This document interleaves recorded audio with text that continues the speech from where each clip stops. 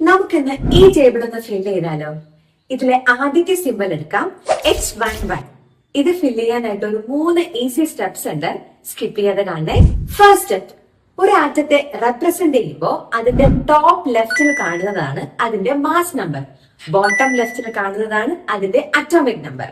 So H11 ഹൈഡ്രജന്റെ mass number is 1, atomic number is 1.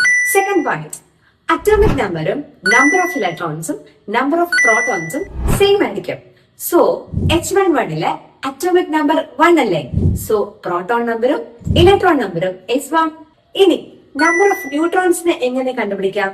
Third point, number of ന്യൂട്രോൺസിനെ കണ്ടുപിടിക്കാനായിട്ട് mass നമ്പറിൽ നിന്ന് അറ്റോമിക് നമ്പറിനെ മൈനസ് ചെയ്യാം, അല്ലെങ്കിൽ മാസ് നമ്പറിൽ നിന്ന് നമ്പർ ഓഫ് പ്രോട്ടോൺസിനെ മൈനസ് ചെയ്യുമ്പോൾ നമ്പർ ഓഫ് ന്യൂട്രോൺസ് കിട്ടും.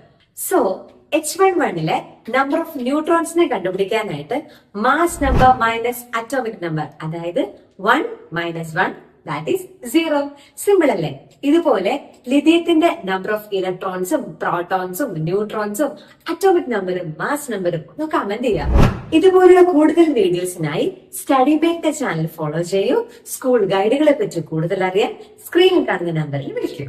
മനസ്സിലാക്കി പഠിക്കാൻ ടാലന്റ് സ്റ്റഡി മേറ്റ്.